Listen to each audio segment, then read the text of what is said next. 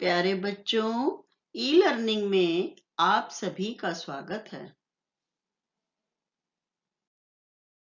हमारा आज का विषय है अलंकार।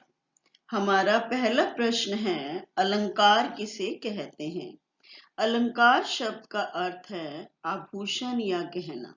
जिस प्रकार स्त्री के सौंदर्य वृद्धि में आभूषण सहायक होते हैं, उसी प्रकार काव्य में प्रयुक्त होने वाले अलंकार शब्दों एवं अर्थों में चमत्कार उत्पन्न करके काव्य सौंदर्य में वृद्धि करते हैं।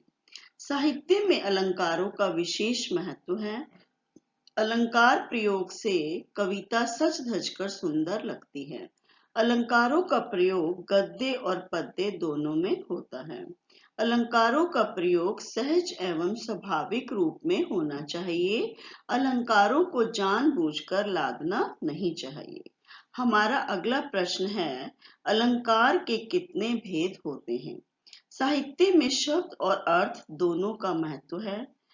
कहीं शब्द प्रयोग से तो कहीं अर्थ प्रयोग के चमत्कार से और कहीं कहीं दोनों के एक साथ प्रयोग से काव्य सौंदर्य में वृद्धि होती है।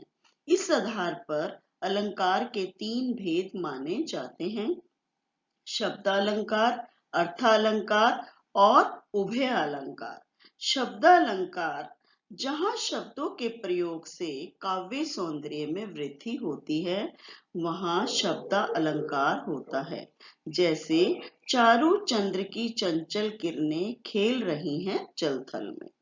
अब आता है अर्थालंकार, जहाँ शब्दों के अर्थों के कारण काव्य में चमत्कार एवं सौंदर्य उत्पन्न हो, वहाँ अर्थालंकार होता है। जैसे चरण कमल बंदो हरिराई।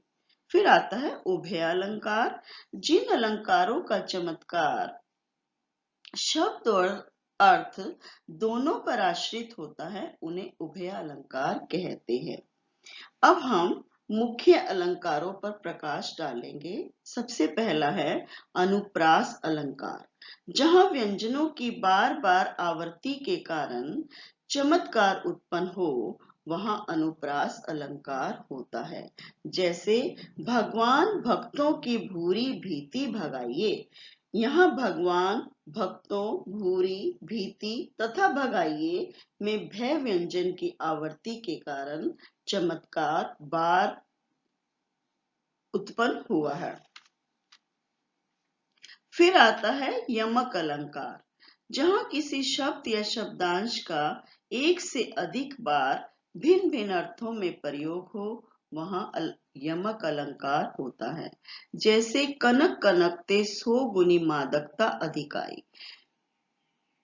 यहाँ कनक शब्द का दो बार प्रयोग हुआ है। एक कनक का अर्थ है सोना और दूसरे कनक का अर्थ है धतूरा। फिर आता है श्लेष अलंकार, जहाँ एक शब्द के एक ही बार प्रयुक्त होने पर दो अर्थ निकले, उसे श्लेष अलंकार कहते हैं। जैसे नरकी अरु नल नीर की गति एके कर जोए, जे तो नीचो हुए चले ते तो ऊंचे हुए। मनुष्य और नल के पानी की समान ही स्थिति है। जितने नीचे होकर चलेंगे उतने ही ऊंचे होंगे। यहाँ अंतिम पंक्ति में बताया गया है कि नर और नल नीर दोनों पर समान रूप से लागू होता है, अतः यहाँ श्लेष अलंकार है।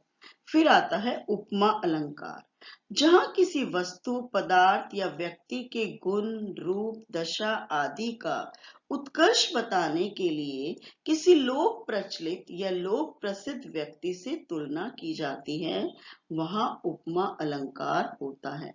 जैसे उसका हृदय नवनीत सा कोमल है। इस वाक्य में हृदय उपमेय, नवनीत उपमान, कोमल साधारण धर्म तथा सा उपमावाचक शब्द है। फिर आता है रूपक अलंकार, जहां अत्यंत समानता दिखाने के लिए उपमेय और उपमान में अभेद बताया जाता है, वहां रूपक अलंकार होता है। जैसे चरण कमल बंदो हरिराई।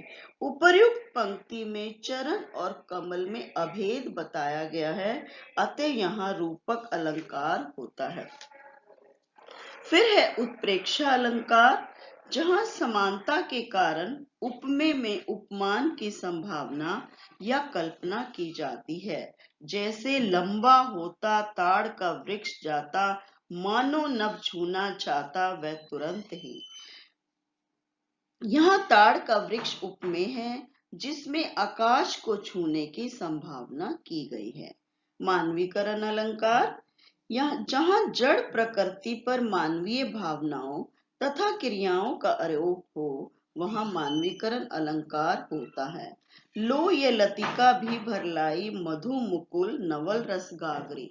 यहाँ लतिका में मानवीय क्रियाओं का आरोप है, अतः लतिका में मानवीय अलंकार सिद्ध होता है।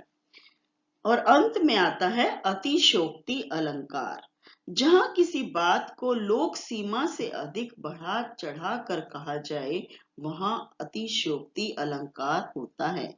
जैसे आगे नदियां पड़ी अपार, घोड़ा कैसे उतरे पार, राणा ने सोचा इस पार, तब तक चेतक था उस पार।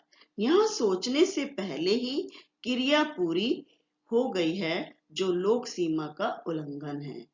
तो बच्चों, आज का हमारा अलंकार विषय से संबंधित प्रश्न उत्तर समाप्त होते हैं। आगे फिर हम नए विषय के साथ फिर मिलेंगे।